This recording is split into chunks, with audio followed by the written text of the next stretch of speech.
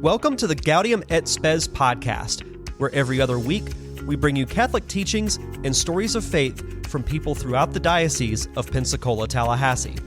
Now, here are your hosts, Suzanne McNinch and Ches Filippini.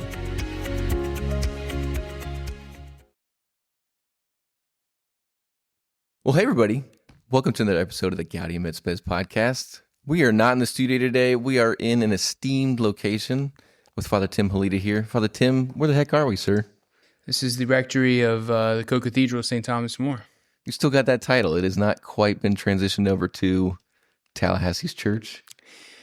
No, not officially. We're working on it. Unofficially, yeah. We call it Tallahassee's church around here. That's right. Yep. Father Tim, thank you. Thank you so much for doing this. We are rounding out our pastor series. We've had Bishop on a couple times talking about kind of the theology of the pastor and the approach, his inspirations as far as his life as a pastor.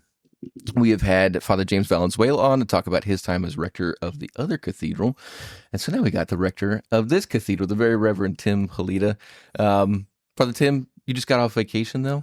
Doing your other job, the other job? It wasn't exactly vacation. I was with the Seminarians. So every year, the summer house that we hold over here in Tallahassee, and it's moved around. It's been in Perry, it's been in Pensacola, and it's been here the last 12 years. So I've been kind of involved in it the last 12 years. But every year we take a trip. We either go to the beach, which is what we did this year, or we take a longer trip. So last year I took the guys, we went to Washington, D.C. and Gettysburg and some areas up there. So This year we went to the beach. We're at St. George Island, a parishioner, Dr. Michael Forstoffel, a great man. His family has a house on St. George Island he let us use, and we had a really, really nice time. So it wasn't exactly vacation because I was still working in the mornings and doing some things, and I was with them, and they're not always fun, those guys. But it was really good. Yeah, it was a good time. Our seminarians have not been nominated for most fun seminarians out of any diocese, but we're working on that. They're a good crew. They're a good crew. Yeah, I'm proud of them. I think we all should be proud. They're a real blessing, all of them. 21 strong right now, 20 strong? 20 right now? Yeah, 20. Which is punching above, we should, as communications director, guys, should highlight, we were featured in, I think, the National Catholic Register. Catholic World Report, excuse me. I think we're the fourth highest per capita. It's in the top 5 in the country. Yeah, I think it's number 5. So seminarians per Catholic in the diocese, we're correct, right up there. Top of the country, near the top. Mm-hmm. And you seem to be convinced that God has something to do with this and not your personal recruiting skills or something like that.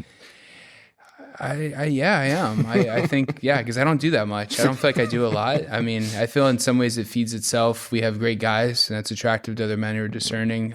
I just do the same recipe that Father Crawford did. I mean, I have my own style, of course, but some of these men, I'm not out there looking for them. They come to us. And so it's hard to take credit and say, oh, yeah, this is all my hard work. I mean, we have guys that we have a gentleman, in fact, he just fixed dinner for us. He's staying here learning English, but I got in touch with him only because somebody mistook his identity on Facebook and reached out to him. And then they started talking, and it turned out he was looking for a diocese, and the guy knew someone at Sacred Heart Seminary in Wisconsin. Next thing you know, they connected us, and now he's with us, and it's a perfect fit. He's a great guy.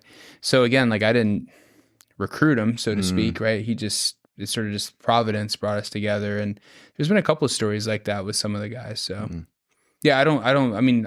not, obviously I do something, but I feel like a lot of it is definitely the Lord and the Blessed Virgin Mary. So for our listeners, guys, if you don't know, Father Tim is also the vocations director for our diocese, and this has always been a place where young men have come to discern Tallahassee area, especially through the Florida State Catholic Union. But it's not the only place, and it is, of course, only a part of this wide tapestry of our diocese where, we have always had this very robust, or at least in my lifetime, my coming into this diocese, a robust culture of vocational discernment and seminarian life. Definitely something our other provinces in the state, or our fellow dioceses in the province, have always had an eye of, man, they have a good life up there, seminarians. And I know it has ups and downs, but you're charged with that pastoring as well as pastoring this church, which, a tremendous responsibility. And thank you for doing it. Thank you for making it happen. It's a privilege. It's an honor. It's fun most of the time. It's a little added work, of course, but a little added stress, but it's good. Indeed.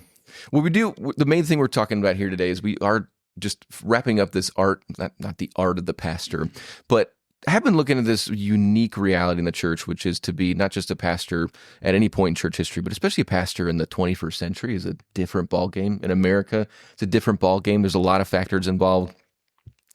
There's finances, there's leadership, there's staff management, there's all sorts of people coming through your doors. So just kind of wanted to pick our pastors' brains to talk about how they live that out through their priesthood and their relationship with the Lord that whole time. We got to get there, though. Share a little bit about your vocation story. Sure. Are you homegrown, or where are you from originally? So born in Ohio, moved to Florida when I was, I think, about 3. Okay. And grew up in the Orlando area, Seminole County, so northeast of Orlando, suburbs. And came to Florida State. I really wanted to pursue a career in politics and maybe potentially law.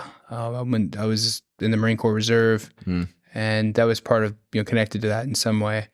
And while I was here my freshman year, I got invited to go on a retreat with the Catholic Student Union and had a real powerful experience, my roommate and I both, and got very involved there. And through that process, started discerning. I had a strange incident that I talk a lot about when I was in high school, though, where I saw a magazine and an article about the priesthood and felt this strange feeling like I should become a priest, even though I wasn't Catholic. You weren't even Catholic? No, I wasn't. And it was a strange, just a very interesting pull. And I told my friend, and he thought I was crazy, and I kind of moved on and forgot about it. And then like a year later, I found myself on this Catholic retreat, and suddenly they kind of came back to me. And years later, I would be on that retreat as the priest, carrying that same monstrance that I saw that day. I mean, kind of a remarkable story. So the church that I was baptized in and confirmed in when I went through RCIA, which is what we called it back then,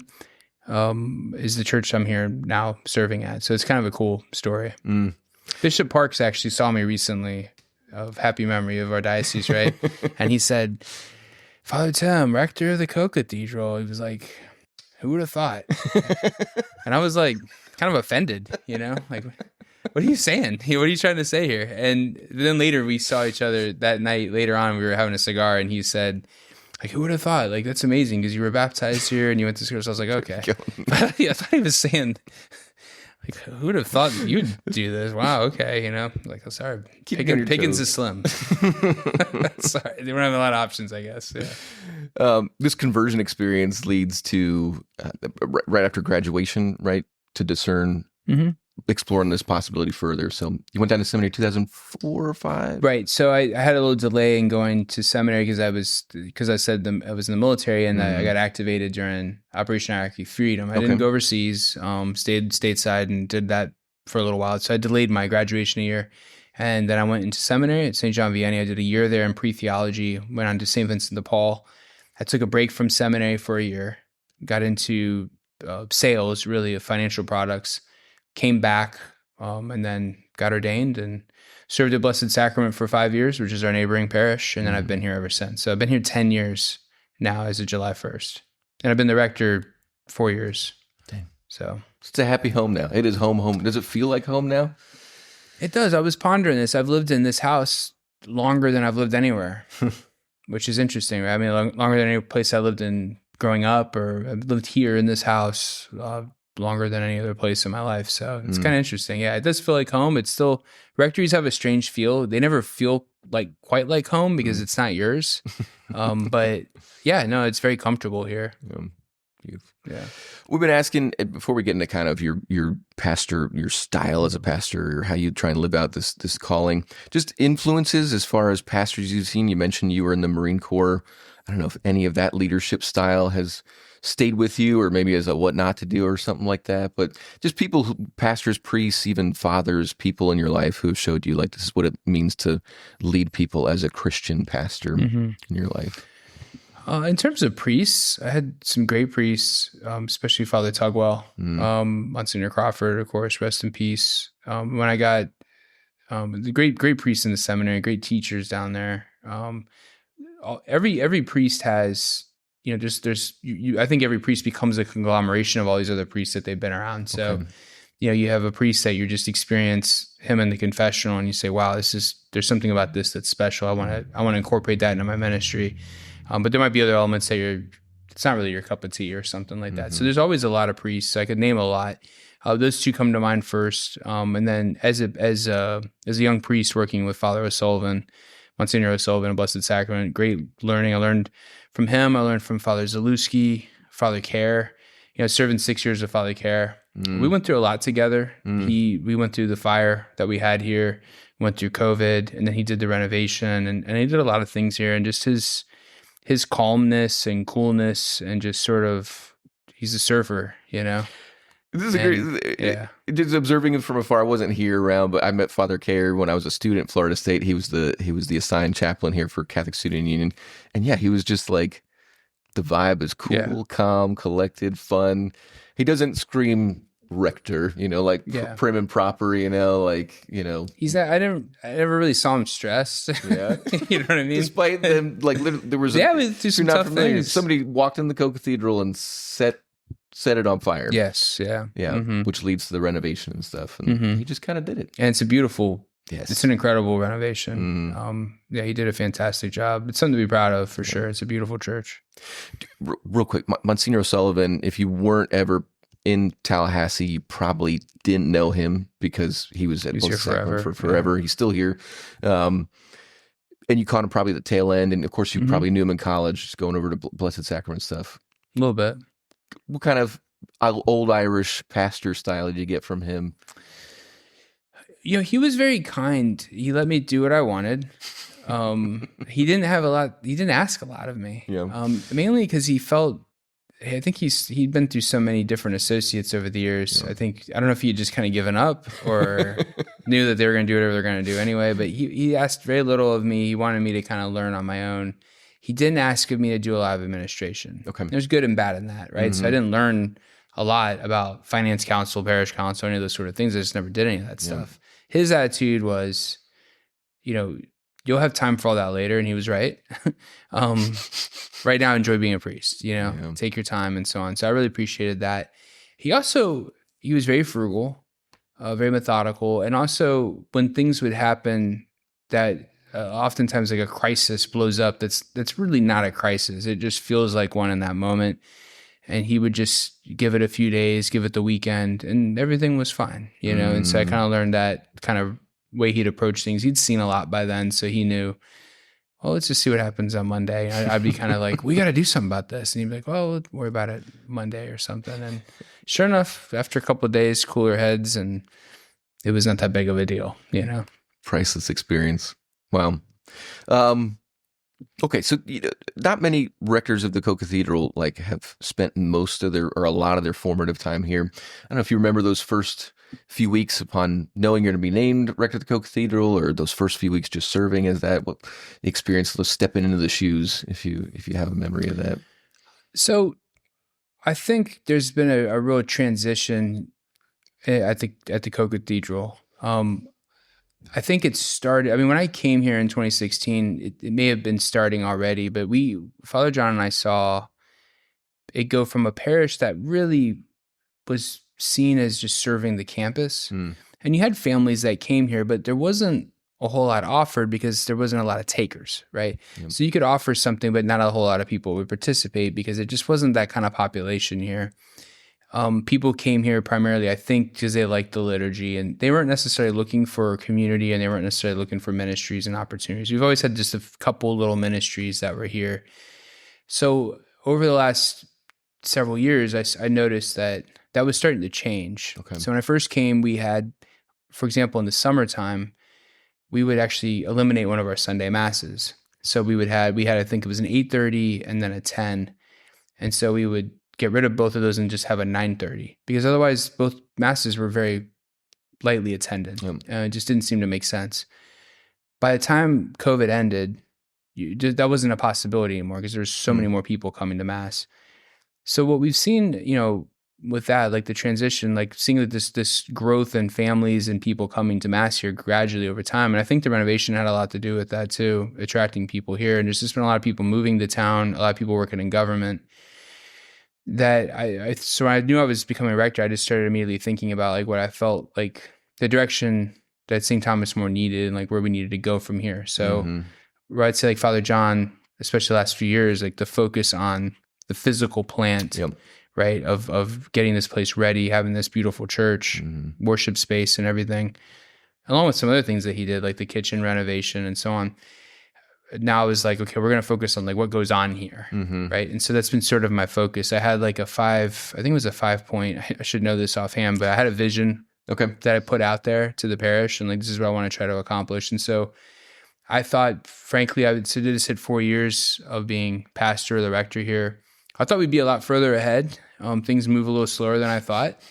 And that's okay. And but we've made a lot of progress. Like, we're still in that process, I feel like, of executing that vision. I'm bringing that about. I mean, certainly, you've watched it grow in the last 10 years. For me, comparing my time as a student, just everything about the Co-Cathedral has gone like, ching, ching, ching, ching. You know, like, again, the renovation, gorgeous. I was in a conversation with a friend recently who was complaining about maybe the music, not at any of our parishes, somewhere else. And I was like, man, when I was a student here, I would play like guitar at the 11 o'clock mass with Becky gone. You know, it was like me and one other person, and it wasn't great. And you go to Co-Cathedral now, and it's like the most ethereal, unbelievably like just excellent music you've ever heard in your life. Is it just kind of a natural, like the Co-Cathedral just progressing towards meeting the standard, or there's just the Holy Spirit's just like just blowing in the wind and seeing what's happening, or I don't know, unexplainable things, I would imagine. I think there's a confluence of factors. So just where I've been led and what I think I've observed with people is there's a real hunger and thirst for reverence and solemnity and transcendence and beautiful liturgy. And so we've always had good liturgy here, but I've seen this more of a hunger for it. And so one of the things we've tried to do is try to create a more solemn, reverent experience here. So I would say overall we've had positive feedback. We try to make some adjustments. So for example, the 10 a.m. and the 5 o'clock student mass, we're going to try to do some chanting. We're going to do incense. We're going to try to go all out. The other masses, we won't do that as much because we want people to have, if they don't like incense and they want it to be shorter, those masses are going to be more for that. So we try to keep that, but we don't have any guitars anymore and praise and worship. And I'm not against that. If I was at a different parish, that might be fine. But here, that's just not what we're going to do. And that's just not what I think the people want. I've had a few people say to me that they miss that, and that's okay. And they're allowed to miss that. And, so I kind of miss some of it too sometimes, but there's definitely a vibe or what we're going for here, which is this sort of otherworldly, sacred, reverent, high liturgy kind of experience. And if you want something else, there's other parishes in town that offer that. Right. So again, it's not a right or wrong thing. It's just what we're trying to do here. Which I think has been really attractive for folks. It's noticeable. I mean, we have, I'm a cathedral parishioner of Tom Baracco, doing amazing work every Sunday. Brought my son here for when we had our undefeated season before the Duke game. We went to Vigil Mass here before going to the game, and he was 8 at the time, and he was just like, wow. He was just, it was noticeable. We've had good music for a number of years, for sure. The pastor of a parish is the pastor of a territory, and this is a unique piece of property in the whole diocese as far as I can tell. So like behind this wall, we have our Co-Cathedral, and then we have an affordable housing facility called Casa Calderon.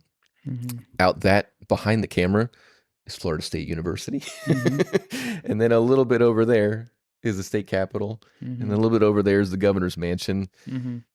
There are a lot of sheep under this fold in this sheep pen or whatever you want to call it. What's it like being in this scenario? It's a surreal experience. Okay. Right. I mean, we had a Father Grant Sennett now who's over at St. Paul.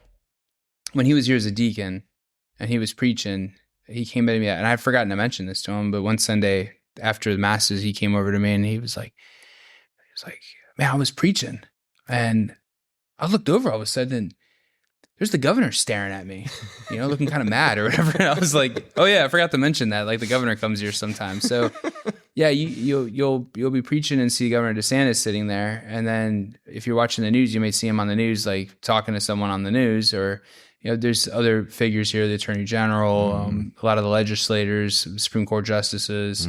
So you have that whole apparatus. And then a lot of people who work there. So they may not be the boss, so to speak, but we have department heads, people who just work in the government, work over there and have, are involved in that, are here.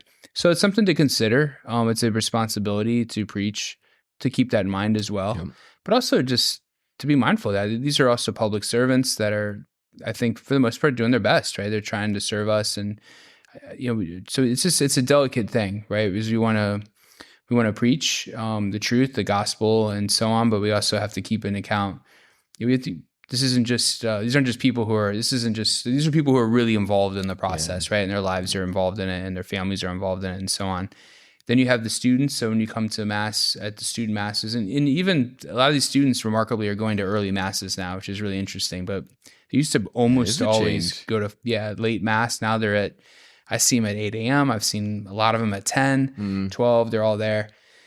But you have this awesome body of students coming. It's so cool. So many young people, the 5 o'clock to 8 p.m. So we had to add an 8 p.m. Mass about a year and a half ago because we had too many kids come. We couldn't hold everybody. And the 8 p.m. is just full of students and doctors and nurses and people who work late. Yeah. So it's an interesting group that shows up to that. But yeah, preaching to them is a lot of fun. And I've always found it easy, I think, in some ways, because it's just, I don't know, I get excited about it. Yeah. They're young people and they're also hungering. They're here. I mean, they're coming on their own. Yeah. No one's making them come. Yeah. They're coming to Mass. It's incredible. And some of them might have been walking past my room at 2 a.m, yelling and making noise, but they're here at Mass now. It's just an incredible thing. And then you have the FSU community, the professors. Yeah. We have a lot of people there, the coach, football coach, athletic director. A lot of those folks are here as well. So it's an interesting group for sure. And trying to take into, and then all of our families, young families, older families, people who've been here forever, all kinds of political background and beliefs and so on.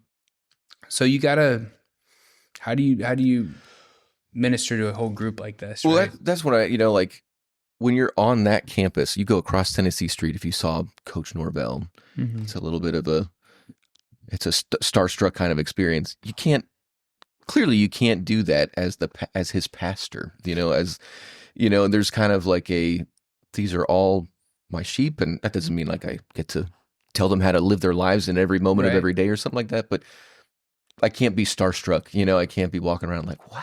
So I don't know if that's something you've navigated personally or and I think I've never had a conversation with any of these folks directly about this, but my impression is this, and this has been my policy, is when you come to church, you're everyone's equal.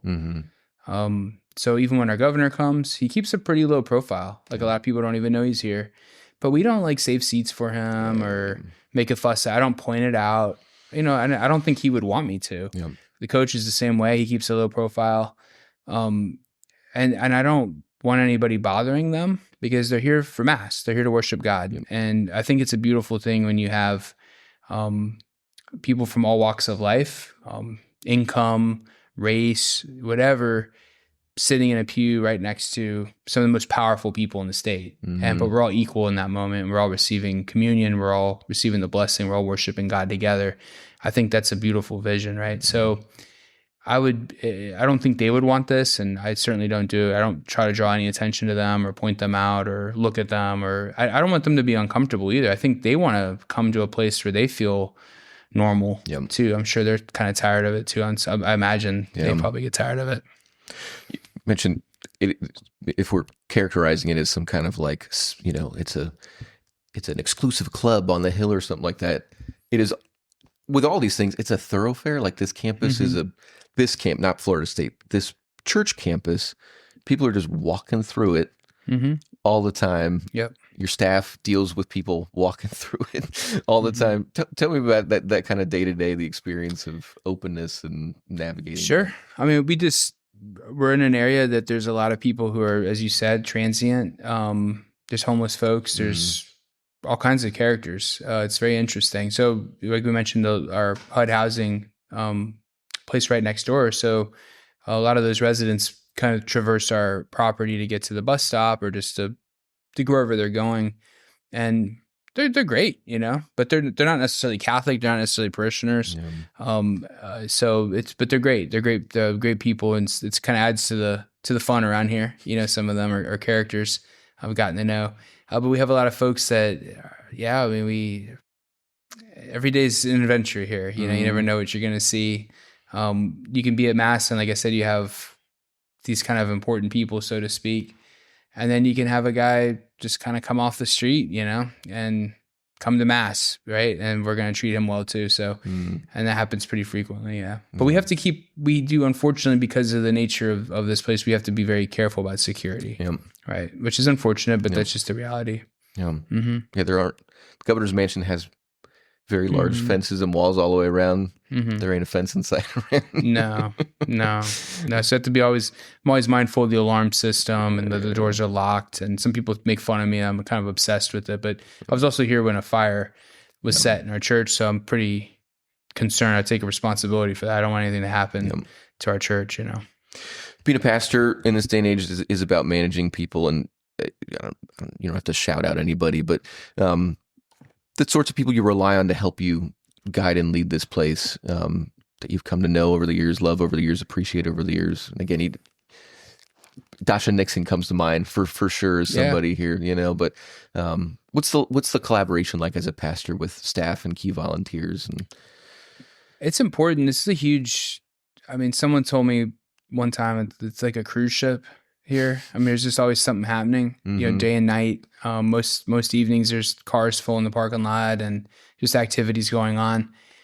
I cannot do that by myself. So I have a lot of help. Well, you mentioned vocations earlier. I have a great assistant, Nancy Becerra. She's been extraordinarily helpful. She just works hard, and she loves the guys. She's like a mom to them. She stays on top of it. So she's been a great help for me. She also runs my calendar now to help keep me on track. Great, office manager. We have Dasha, as you mentioned, the business manager. He's been here for a long time, and he keeps the train going, We're about to bring on a new employee, which I'm really excited about in a couple of weeks. Okay. His name's Jeremy Toth. He's been at Trinity for the last, I think, 17 years. And he was looking for something different, and we were looking for someone, and it kind of worked out. So I'm excited about him. He's going to be helping execute that vision and expanding kind of our pastoral outreach. Our music directors, we had great. Almira Malley was here for many years. We had great music. Yeah. She ended up going to work with the Joseph House, another one of our awesome ministries in town. So I've got this great musician, Zach Landris. He's fantastic. He's been doing a great job. He's in England. I think he's at Oxford at some program like studying with composers and learning more about music, I guess. I don't know, but he's been a real blessing too. So we have a great staff, maintenance people. We had great DREs. We've had great people here that keep things going for sure. If I'm leaving someone out and they're watching, I apologize. Yeah. We have a great. Oh, I'd be remiss. Mary Fran Strickland, she's a volunteer, and she puts a ton of time into running that sacristy. Yeah. She's so good that if I take something out, no joke, many times I can borrow this real quick. I'll get a text that afternoon. Where is this, chalice, or who took this thing out? I'm like, oh my gosh, you weren't even here. Like, how did you know I did it? So she's been incredible too. Great help. She senses it. That is expert sacristan level right there. She's top notch. Yeah. We'll end on two more questions. One is just, again, you were a student here. It is so unique to have an extremely large public university right over the doorstep. We already talked about it, but what's the responsibility you feel toward pastoring? It's an impossible thing to pastor, whatever it is, 45,000 kids or something like that. 40,000 or so, yeah. Mm-hmm. So how do you approach it? How do you incrementalize it, or you just kind of one student at a time as they come to me, that type of deal? We do the best we can. I tell Father Chris this. My goal is that every student at Florida State that's Catholic, for sure, is going to St. Thomas More, some Mass, or that they at least know that we're here and what time the Masses are. Yep. If they choose not to go, that's on them.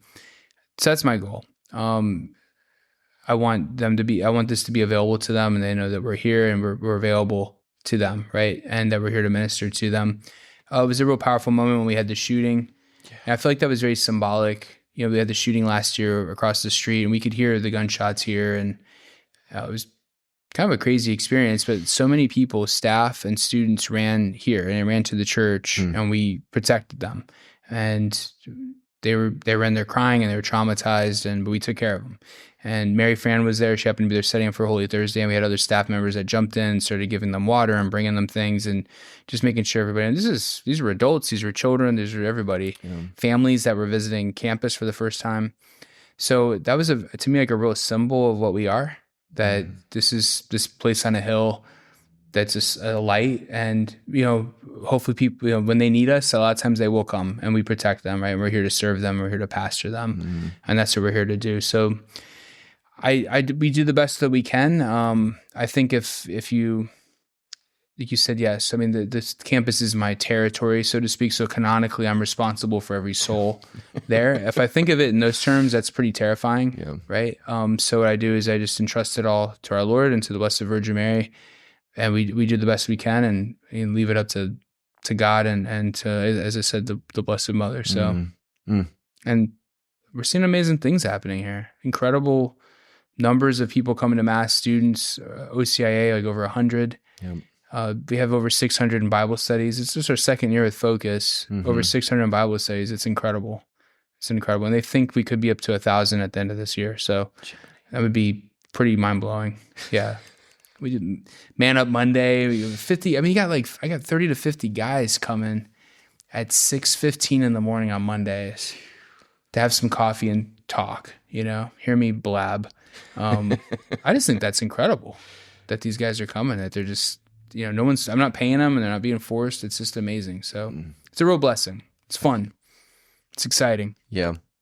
That's what if you don't want to say the word electric, but it feels like, man, there's just, Tom Neal and I were talking one time. He's like, Tallahassee just got the juice, Co-Cathedral's it's got something.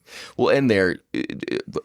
Last question. You say in jest, Tallahassee's church, and we know Good Shepherd is the largest parish in the diocese up the road. Right. Blessed Sacrament, the heartbeat, Eucharistic adoration. The original church. 1845. We got beautiful St. Louis, the great French king. We're talking about France over dinner, and St. John Paul II with Father Tom Dillon, a great friend of yours and going back a long way. But when you think of Tallahassee, this church as this place, we are the third largest state in the country, something like that. One of the largest states in the country. We're an important piece of the American puzzle. We're not like a little thing. Do you have a vision in your mind? Is it grand, or is it like, no, we just want to be that city upon a hill that we kind of are, just sitting on top of the hill? I think tradition, the cathedral is to be sort of the model for the other churches and so on. So we may not be the largest in town, but we are the best. Did you hear that? We have a great community. And look, I have a great heart for Blessed Sacrament and Good Shepherd. I've been in Tallahassee now 15 years as a priest. So I love the other parishes here. I want their success. I want them to do well.